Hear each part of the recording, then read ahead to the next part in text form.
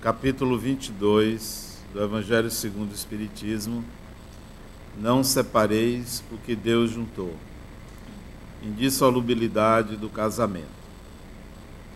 Os fariseus vieram também para tentá-lo e disseram-lhe: é permitido a um homem devolver a sua mulher por qualquer motivo?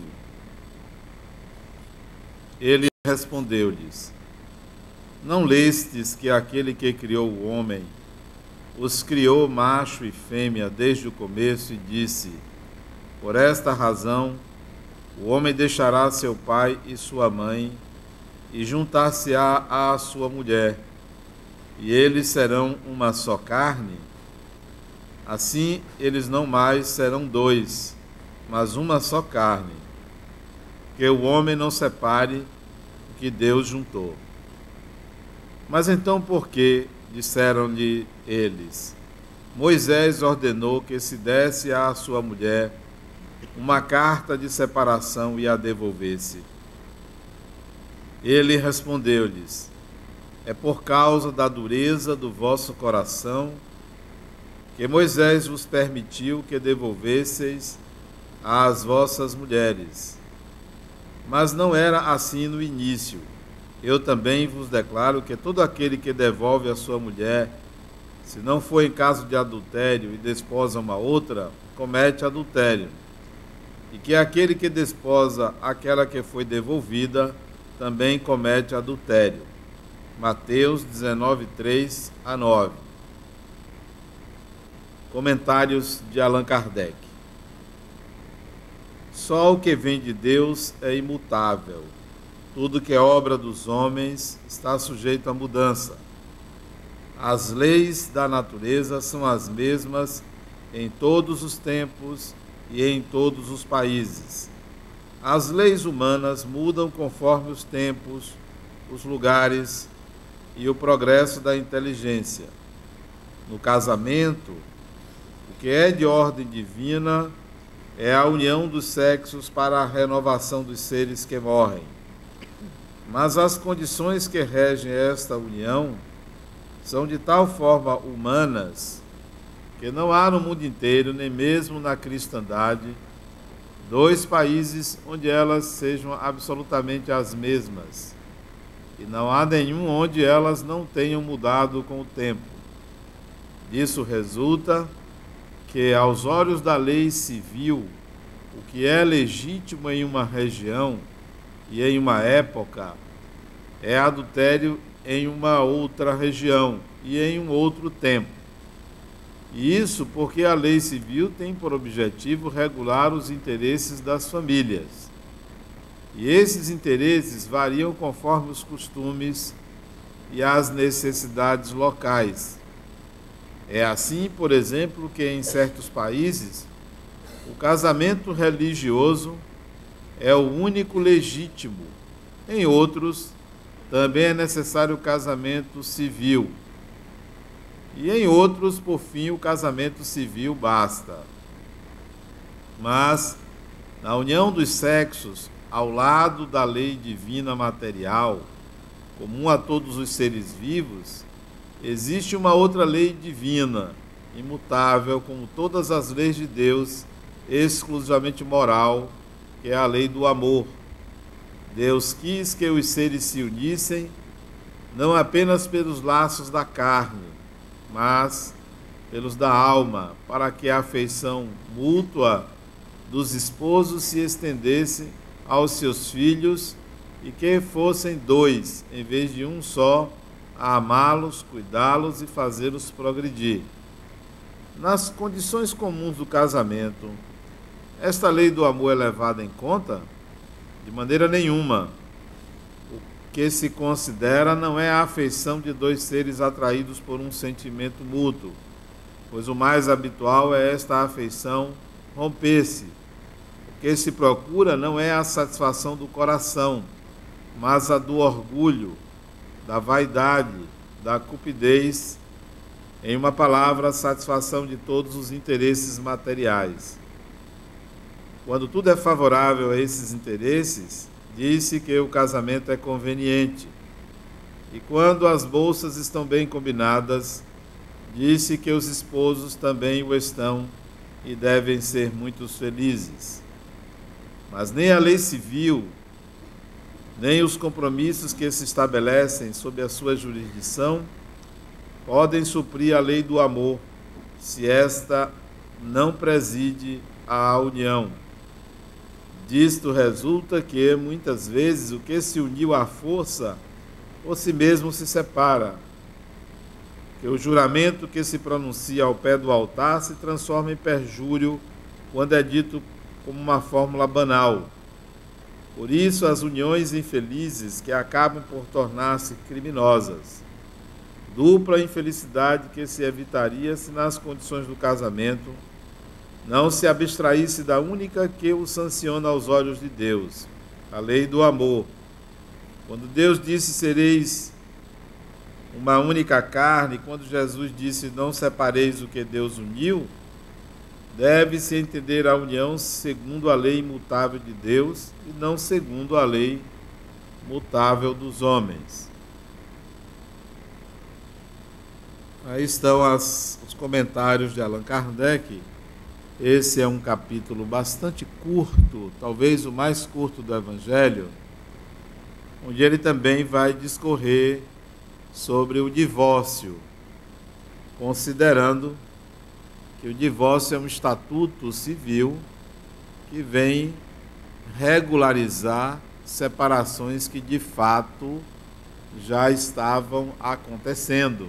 O divórcio nada mais é do que a materialização daquilo que já não há mais condições de continuar. Bom, quando a gente lê a fala de Jesus sobre não separeis o que Deus juntou, vê-se claramente a fala do judeu que está considerando os costumes, o que acontecia naquela época. Uma fala praticamente despretensiosa sobre o comportamento, principalmente dos homens, pessoas do sexo masculino daquela época, que não é muito diferente do que acontece hoje, só que não mais do sexo masculino, mas ambos os sexos têm esse comportamento de unir-se e se separar-se por questões pessoais, sem considerar o aspecto legal. E Jesus simplesmente fala do aspecto legal, o que diz a lei. Naquela época, a lei era aquilo que estava escrito no Torá, nos livros considerados sagrados, no Antigo Testamento. Mas nós podemos extrair da fala de Jesus, o judeu, tentando entender naquela fala uma certa sabedoria a respeito do que se passa nas relações conjugais e também na relação do ser humano consigo mesmo. Então vejamos. O espírito reencarna e ele tem a opção de reencarnar ou num corpo masculino ou num corpo feminino e viver experiências típicas de cada um dos gêneros. Se ele reencarna num corpo masculino, ele vai ter certas experiências típicas do corpo masculino. Se ele reencarna num corpo feminino, ele vai ter experiências típicas do corpo feminino. Mas é o mesmo espírito.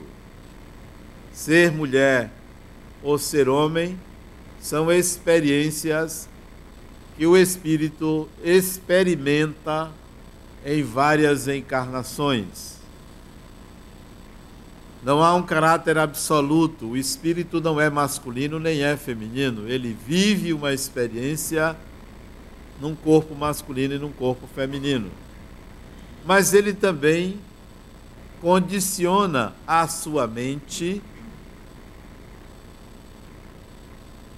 a expressar-se masculinamente ou femininamente. O que é que eu quero dizer? Que entre o espírito e o corpo há a mente. Enquanto o corpo apresenta caracteres anatômicos que diferem o masculino do feminino, a mente ou o psiquismo apresenta condicionamentos que caracterizam o masculino e condicionamentos que caracterizam o feminino. Uma pessoa pode estar, um espírito que não tem sexo, pode estar num corpo feminino e ter uma mente masculina. Um espírito pode estar num corpo masculino e ter uma mente feminina. Nenhuma das duas condições justifica a homossexualidade. A homossexualidade tem fatores mais complexos do que simplesmente uma mente masculina num corpo feminino ou uma mente feminina num corpo masculino. O fato é que o espírito tem a opção de estar num corpo masculino ou de estar num corpo feminino, independentemente da sua mente. A característica principal do caráter masculino ou feminino da mente de uma pessoa é o seu desejo quanto ao sexo oposto. Essa é a característica principal. O desejo de uma pessoa, não apenas no que diz respeito à sua libido ou ao sexo, o desejo de conviver, o desejo de compartilhar, o desejo de usufruir da companhia, o desejo de dividir a felicidade, dividir a vida com uma pessoa de determinado sexo, identifica se a sua mente é masculina ou é feminina. É a principal característica. Bom, dito isto, quando nós reencarnamos, nos procuramos. É natural que um espírito procure outro para conviver. E essa procura se dá pelo desejo. Portanto, pelas características psíquicas e não pelo corpo. Não é a carne que tem desejo. O desejo vem da mente. E nós procuramos outra pessoa por causa das nossas emoções, afetos, instintos que estão na nossa mente. E isso significa, essa procura, o desejo de acasalar-se. Por isso que é natural que uma pessoa do gênero masculino procure outra do gênero masculino para se acasalar. E uma pessoa do gênero feminino procure outra pessoa do gênero feminino para se acasalar. Porque se trata não da busca de corpos, mas da busca de realizar as tendências psíquicas. E é claro que, quando essas tendências psíquicas sejam na busca de alguém do gênero oposto ou do mesmo gênero, está associada ao sentimento de amor, aí vem a felicidade. Porque a busca de complementar ou de atender às suas tendências psíquicas está agregado, integrado o sentimento de amor, que é aquilo que, alquimicamente, juntando com esses desejos, produz a felicidade. É infeliz quem não, ou dentre um dos aspectos da infelicidade, é infeliz quem realiza seus desejos e não adiciona a eles um sentimento. E o sentimento é o sentimento de gostar, é o sentimento de amar. É essa união que faz com que as pessoas se acasalem. É natural o acasalamento. Mas também é possível um espírito reencarnar e não ter vontade de acasalar-se com alguém, e não ter vontade de dividir sua encarnação, aquela encarnação, por uma opção, por ter educado suas tendências e por ter alguma missão, responsabilidade que seria mais difícil ser feita na companhia marital de outra pessoa. Daí nós encontrarmos solteiros ou solteiras felizes, porque ninguém é obrigado a casar com ninguém e ninguém é infeliz ou deve ser considerado infeliz porque não tem um parceiro, não tem um companheiro. Isso não implica que a pessoa não se sinta bem na companhia eventual de outras pessoas, apenas não querem. Mas o mais comum é o desejo de se acasalar, de viver a dois, é o desejo de ter filhos, é o desejo de constituir família. Mas, só um dado, um parêntese, as Nações Unidas, num recente relatório divulgado para o mundo, a tendência ao acasalamento e à ampliação da família tem se reduzido nos últimos 50 anos, de tal maneira que a humanidade vai estacionar provavelmente nos 10 bilhões de habitantes. Pela educação desse desejo de ter filhos, pela redução da taxa de natalidade, o que implica é que o conceito de família tem mudado e, de fato, o acasalamento não tem sido uma obrigação, mas sim uma opção, uma escolha. A família vem se modificando. A busca das pessoas por viverem ao lado da outra tem sido precedida por experiências de contato, que hoje se chama ficar. E também o morar junto, viver junto de outra pessoa, já não necessita, já prescinde do casamento formal, o que implica que o espírito está sendo mais livre para fazer suas escolhas, para ter suas experiências e definir de fato com quem quer viver. Mas tudo isso é mutável, tudo isso tem sofrido grandes modificações, não há um padrão, embora o conservadorismo religioso, social, tende a estigmatizar aqueles que não alcançam a família tradicional, marido, mulher e filhos. Mas isso tem se reduzido com uma ampliação da consciência de ser espírito.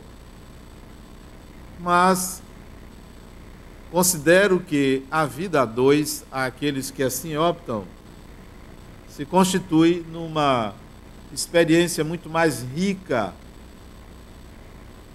do que a vida solitária. Por que mais rica?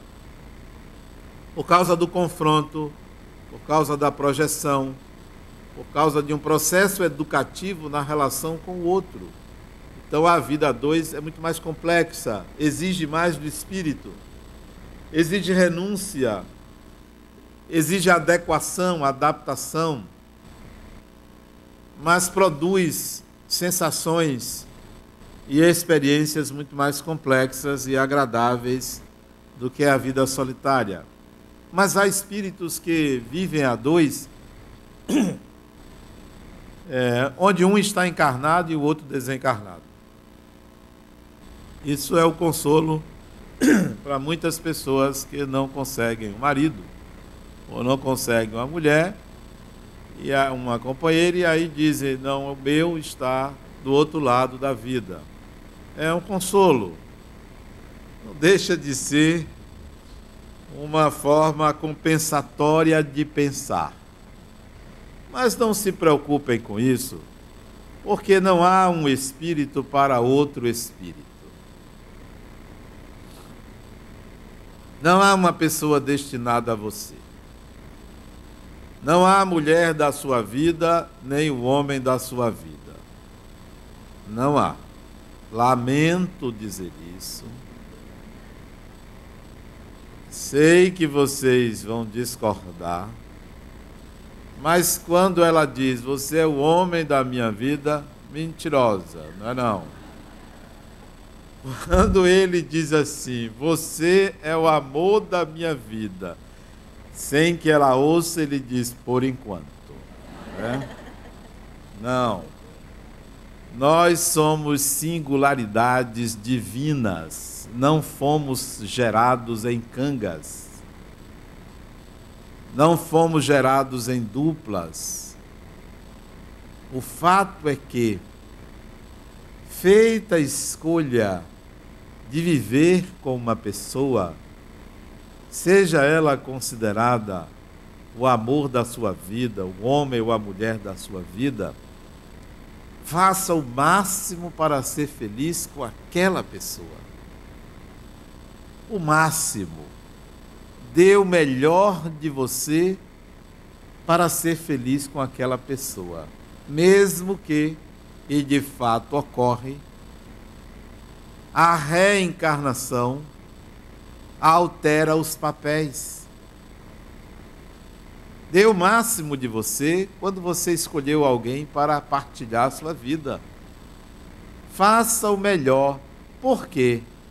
Por uma questão de bem-estar, por uma questão de aprendizado. Se você se der bem com uma pessoa durante X anos de convivência, toda encarnação que você resolver se casar ou viver com alguém vai ser mais fácil, porque você já aprendeu, você já sabe como fazer. E tem gente que não aprende, que vive ao lado de uma pessoa, mas se separa de uma forma trágica, não sabe se separar como amigo. Significa que essa pessoa não aprendeu. Próximas vezes que fosse acasalar, terá grande chance de acertar, se aprendeu. Mas se não aprendeu, se permanece na dificuldade de resolver uma simples situação doméstica, vai continuar quebrando a cabeça a cada encarnação.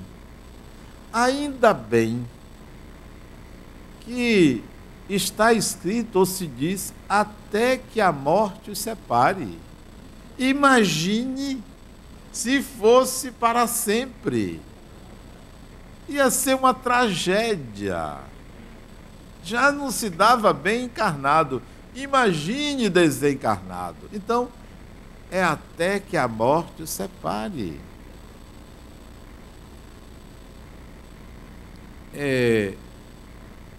Uma vez eu fui a um funeral e era de um homem que desencarnou jovem, ele era casado. E eu perguntei à minha esposa no funeral, minha filha, se eu morrer, você arranja outro? Olha a ilusão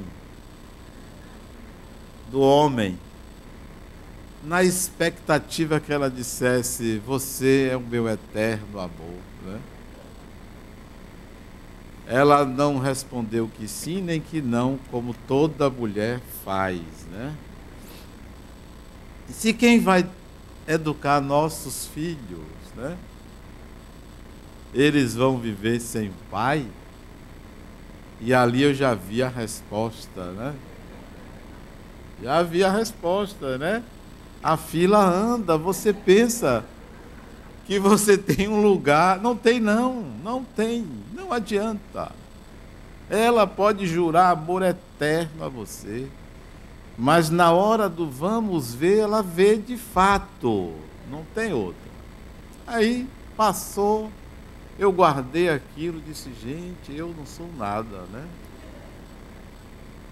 Eu preciso resolver isso. Aí o tempo foi passando, eu resolvi falar, disse, você não me perguntou se você morresse, se eu arranjava outra. Ela não perguntou, não sei por que ela não perguntou isso. Mas eu vou lhe dizer, eu arranjaria e seria sua irmã caçula. Também eu fui mais a fundo. Fui mais sua irmã caçula, que era solteira na época. Ela tomou um susto, eu não sabia que você gostava de minha irmã. Eu disse, não, dupla herança, né? Já conhece os sobrinhos, né? E eu herdaria 2 vezes. Então eu fui vingativo ali, também deu troco à altura. Não, a experiência marital é transitória ao espírito. É transitória. Você pode passar 1, 2, 3 encarnações reencontrando a mesma pessoa, mas eu vou dizer a você, é igual a chuchu. Chega um tempo que não tem mais gosto. Você espera agora uma nova experiência. E sabe como é que Deus faz? Faz com que aquele casal que está várias encarnações armando para se encontrar, aí bota um para nascer filho do outro, acaba. Quebra o barato. Você procura alguém, você não fica com ninguém, mas adora o seu filho. Ou a filha, era o parceiro que a lei de Deus faz com que haja mudanças no sentimento.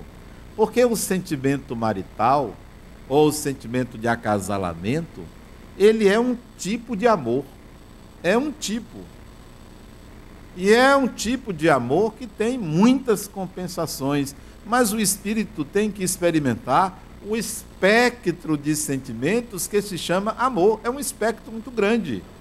Ama-se um filho da mesma forma que se ama um amigo? É amor. Mas são sentimentos diferentes. O nome é o mesmo. Ama-se o pai da mesma forma que se ama a mãe? O nome é o mesmo, amor, mas o sentimento é diferente. E por aí vai. Há um espectro muito grande. E o espírito, para aprender a amar, ele deve experimentar diferentes formas de se amar. Daí ser importante. Na mesma encarnação, você amar de diferentes maneiras, experimentar esses sentimentos de diferentes maneiras e não ficar atrás do amor da sua vida. É aquele traste que está do seu lado, é ele, não tem jeito. Aquele que ronca, que a barriga cresce, que fica careca, é ele mesmo, é o que você merece. E você, homem, é ela mesmo, que eu não vou dar as características, né? Para que eu não apanhe, mas é ela mesmo. É ela mesmo. Não pense que é outra pessoa, a não ser que haja total aversão. Mas as dificuldades de convivência, elas sempre vão existir.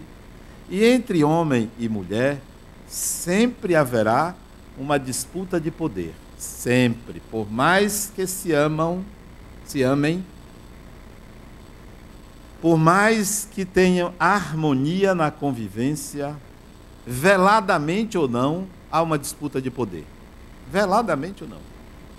Observe que é muito raro ela dizer que não tem razão. Porque ele sempre teve razão.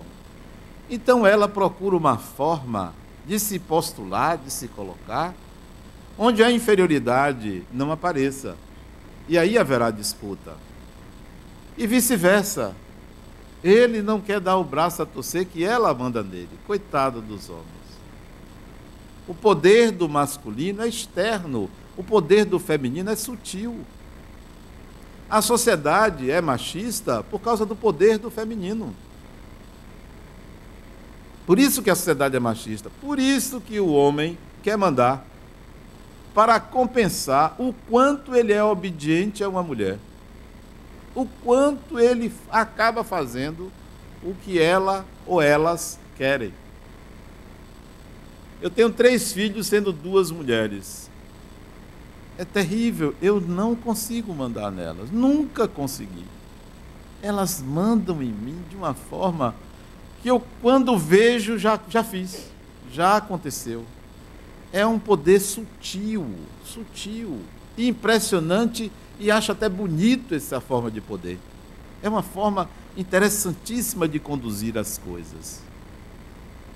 Lê de engano de um homem pensar que ele tem o poder sobre uma mulher. Porque mulher é natureza, é mãe, é geradora de vida, por isso conduz. Se você está numa experiência marital, aproveite para aprender. Porque antigamente as pessoas não tinham tempo de amar. Os casamentos eram por conveniência. Você aprendia a gostar da pessoa com quem você convivia, seja homem, seja mulher. Você tinha que aprender a gostar, porque não era possível nem dar um beijo antes de casar. Então você não conhecia. Hoje, felizmente, o tabu da virgindade acabou. Acabou. Ainda bem. Onde as pessoas têm a oportunidade, ou os espíritos têm a oportunidade, de conhecer-se uns aos outros.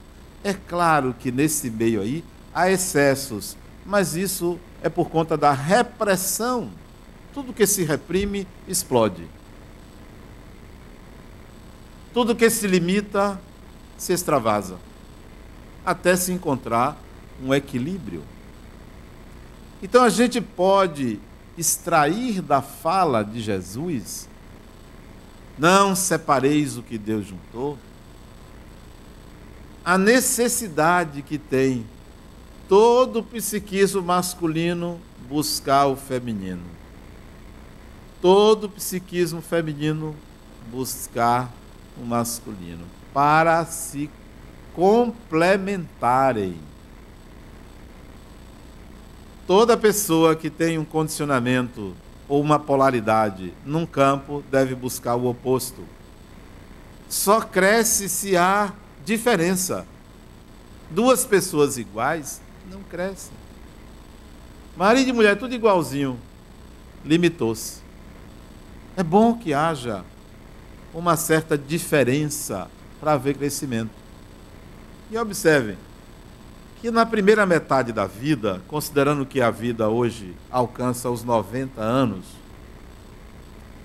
até a primeira metade da vida, um homem ou uma mulher procura um parceiro bonito, que tenha estabilidade financeira, que tenha valores e que lhe dê filhos e que goste, seja carinhoso, carinhosa. Essa é a busca. E aí você vai buscar isso, porque você precisa disso. Você vai buscar o que você não tem. E você presume que o outro tenha. E aí se juntam. Vivem aqui aos trancos e barrancos, cartão de crédito estourado, né? Ela gasta muito para embelezar o seu corpo, porque senão ele arranja outra. Ele faz de tudo para se mostrar bem-sucedido e gasta demais, por aí vai. Vão procurando se ajustar sexualmente, vão procurando estabelecer territórios um com o outro, vitórias aqui, derrotas ali. Vêm os filhos para ampliarem a família. Quando chega na segunda metade da vida, a partir dos 40 anos, 45 anos, se o homem e a mulher ainda buscarem isso, estão atrasados. Estão atrasados. Se você, a partir de uma certa idade, ainda está buscando numa mulher, por exemplo, um homem, ainda está buscando uma mulher jovem, você está atrasado. Você deveria estar buscando uma mulher ou uma pessoa mais madura, como você. Se você, mulher, ainda está procurando, depois dessa idade, um homem que pague suas contas, você está atrasada. Isso é para ser resolvido na primeira metade da vida, onde vocês estarão dividindo responsabilidades financeiras num casamento. A essa altura, na segunda metade da vida, você deve ter uma forma de estabilidade financeira independentemente de outra pessoa. De tal maneira que a segunda metade da vida tem outros propósitos. O espírito deve considerar que na segunda metade da vida, eu preciso considerar que eu estou convivendo com uma pessoa diferente de mim e que vai ser importante para, consciente ou inconscientemente, mostrar-me quem eu sou. E com essas diferenças me fazer crescer. Por isso que há intolerância na segunda metade da vida, porque ele fica chato e ela fica chata. Quando essa fase deveria ser a fase em que você vai aproveitar, porque o outro consegue agora lhe enxergar. Não conseguia lhe enxergar antes. Porque antes vigorava o modelo, o externo, e agora você vai ter que lidar com alguém que lhe conhece. E aí é que se deve aproveitar para crescer. Porque aquela pessoa com quem você convive vai mostrar a você algo que ninguém vê. O enriquecimento da segunda metade da vida é aprender a se conhecer na convivência com o outro. Aparar as próprias arestas. Mas o que é que eles fazem? Quer um consertar o outro. Não vai dar certo isso, porque você vai atirar no outro. É uma metralhadora que ninguém aguenta. A segunda metade da vida no acasalamento é para o autoconhecimento. Quase que impossível na primeira metade da vida. O autoconhecimento. Daí ser importante para aquelas pessoas que não têm um parceiro ou uma parceira e querem passar para uma próxima encarnação melhor, tendo aprendido a conviver, namorarem. Você tem 60 anos? Arranja uma namorada. Arranja um namorado. Mas eu não estou falando isso porque estou valorizando o sexo. De jeito nenhum. Sexo faz parte disto. Não é fim, é meio. É para aprimorar o autoconhecimento, porque o outro é um espelho. Então vale a pena se acasalar aos 80 anos. Eu só acho que a pessoa não deve mais querer depois dos 120 anos. Mas até lá, busque alguém para compartilhar a encarnação, se você não tem outros projetos mais importantes, como eu coloquei. Não é obrigatório se acasalar, porque você pode ter outras coisas mais importantes para fazer. Eu, quando me casei, eu namorei 3 anos. Foi um negócio sério. Eu fui pedir a mão da minha esposa em casamento. Mas eu fiquei tão envergonhado que foi minha mãe que pediu. Minha mãe estava comigo, né? Disse, olha, ele veio aqui, eu não conseguia falar. Era a minha primeira namorada. Eu não sabia o que era namorar. Aí minha mãe pediu, deu certo, né? Depois que eu saí dali, foi uma noite na casa dela, no dia seguinte, aliás, eu disse, olha, minha filha, eu tenho que confessar um negócio para você. Eu fiquei pensando por que eu não tive condições de falar ali. é porque você nunca será o que existe de mais importante para mim nessa encarnação. Isso chama-se balde de água fria. Você sabe por quê? Porque o que existe de mais importante na minha vida e nesta encarnação, eu falei nesses termos, é o Espiritismo.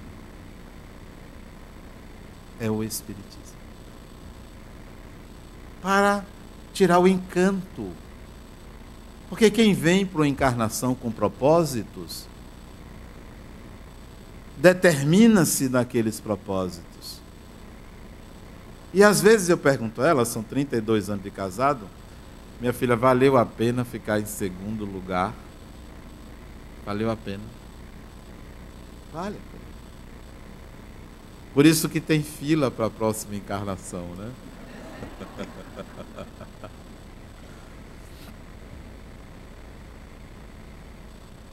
O propósito de viver a dois não é um fim.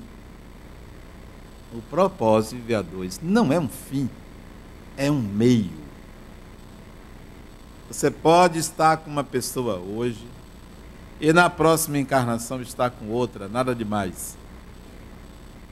Portanto, se você hoje está com alguém, faça o melhor possível para essa relação dar certo.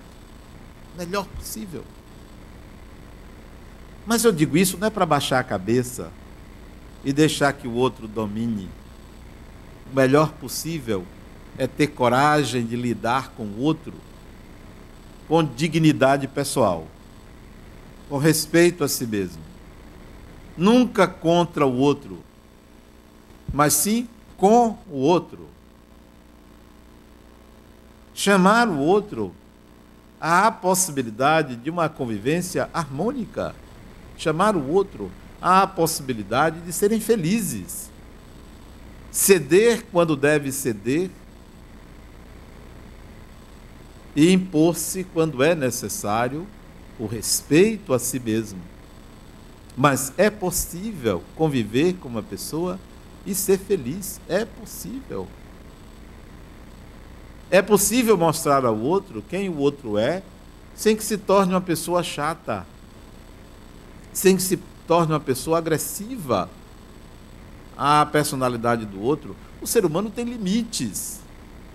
Não há perfeição na Terra.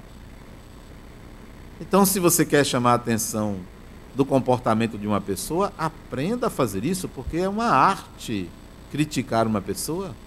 Cresce mais quem critica do que quem é criticado, se souber criticar. Se não souber criticar, não cresce. A crítica é uma arte.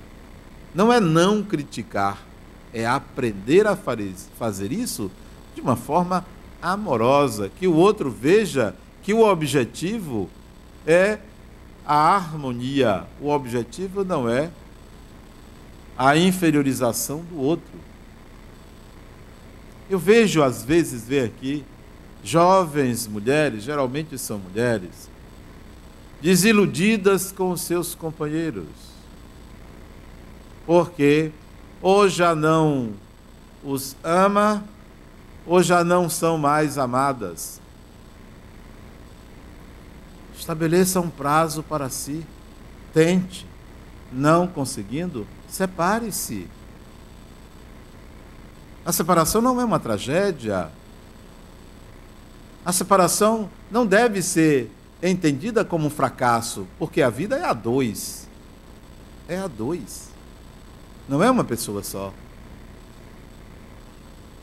Não tenha medo de viver. Vive-se muitas vezes, muitas vidas. O que não se faz em uma pode se fazer em outra e outras. Tente, claro. Tente uma vez, tente duas vezes, tente três vezes. Tente quantas vezes você achar necessário. Mas estabeleça um limite para você. A felicidade está dentro de nós. Não está num estado externo. Não está em ser separado, solteiro, casado, viúvo, desquitado. A felicidade independe do estado civil de uma pessoa ou se está em companhia de A ou de B.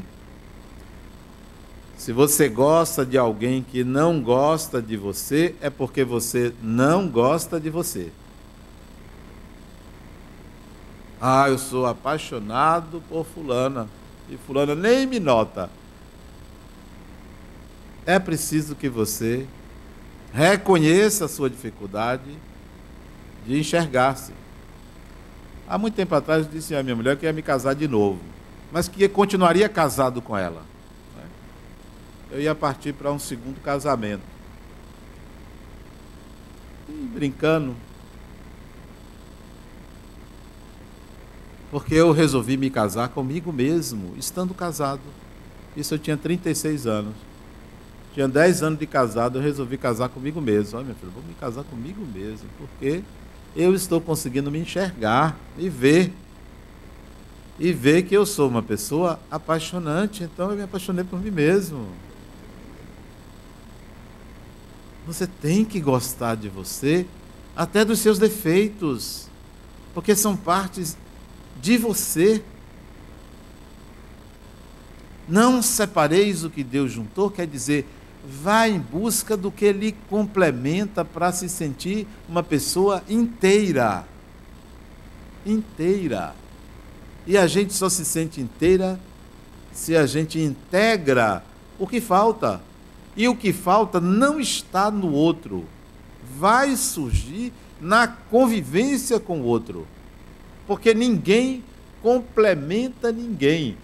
Nós integramos a complementariedade na relação com a pessoa. Eu acho bonito um casal juntos, namorando. Acho isso muito bonito. Mas tenho certeza que é uma experiência. Que é uma experiência riquíssima.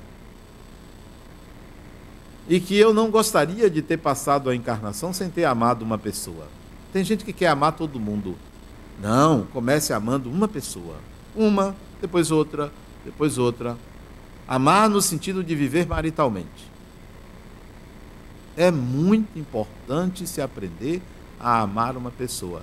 Pode-se amar mais de uma vez uma pessoa, outra pessoa, na mesma encarnação. Coração humano cabe muitos amores. Muitos amores.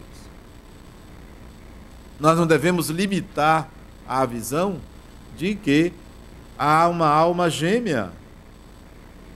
Gêmea naquela encarnação, pode ser porque você estereotipou um tipo humano, um modelo, e acha que é aquele modelo. Eu, quando era mais jovem, eu sempre fui muito tímido. Eu sempre tive medo de mulher, não sei porquê. Eu tinha medo da minha mãe, tinha medo. Aos poucos eu fui percebendo qual era, por ser heterossexual, qual era o perfil de mulher que me agradava. O tipo físico e o tipo psicológico. Sabe o que eu descobri? Porque psicólogo, pelo menos comigo, se autoanalisa constantemente, se observa. É ranço da profissão. Não tem como você não estar se analisando full time. Não tem como. E eu descobri que o perfil de mulher que me agradava se assemelha à mulher com que vivi na encarnação passada. Grava no nosso psiquismo um tipo humano de preferência e você vai atrás desse tipo humano. Seja homem, seja mulher. Você pensa que é determinada pessoa? Não. É uma classe de pessoas que se assemelham a que você conviveu, que você vai buscar. Numa linguagem psicológica, isso se chama a ânima ou ânimos, que a gente vai buscar. E se parece um pouquinho com aquela figura, você se apaixona. Então não é a pessoa. Por outro lado, O espírito, quando ama o espírito, não ama o corpo. Não ama o corpo. Não importa o corpo. Não importa o gênero. Não importa se é feio ou se é bonito. Ama-se porque se ama. O amor não tem razões. Então, não se ama o corpo. A experiência de amar uma pessoa é uma experiência, é um upgrade, é uma atualização da evolução do espírito, porque não se amava pessoas. Amar uma pessoa é algo recente na evolução humana. Hoje nós falamos eu amo você com muita naturalidade, porque conquistamos, o espírito conquistou essa condição de amar. É algo novo, não é antigo. Nós não nascemos com a capacidade de amar. Nós conquistamos, nós integramos essa capacidade. E se você passa uma encarnação sem amar uma pessoa, meus pêsames. Meus pêsames. É preciso viver essa experiência. Uma vez eu li um verso, uma poesia, aliás, de um poeta indiano chamado Rabindranath Tagore. Rabindranath Tagore, conhecido como Tagore.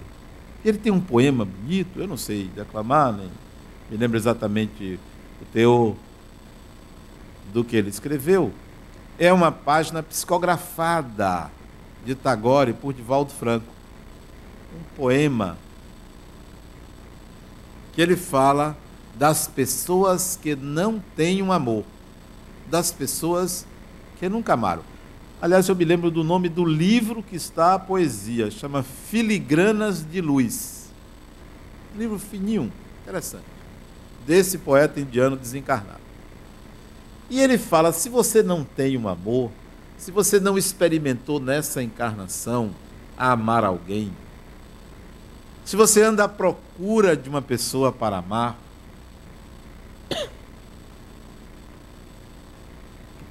faça o seguinte: vá em locais em que você sabe que tem pessoas que não têm um amor. E ele diz: vá nos orfanatos, vá nos asilos, experimente o embrião de amar alguém, do acolhimento a pessoas que necessitam de um amor, claramente. E você está procurando? Então ensaie dessa forma. Você pode dizer, mas não é esse amor que eu quero. Comece nesse.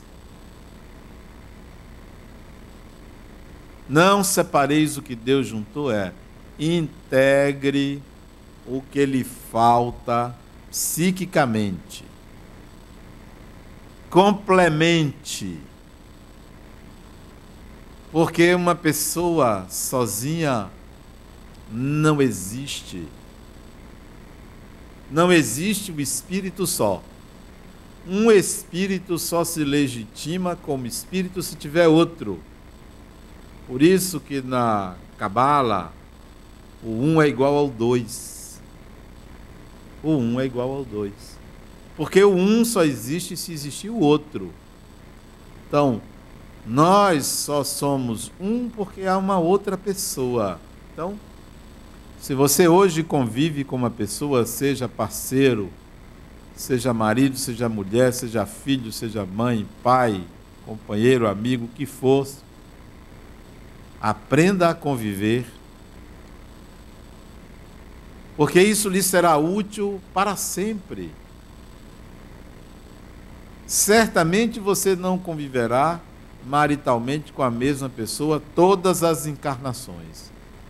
Então aproveite essa com quem você está para dar o melhor de si e construir a melhor relação possível. Muita paz.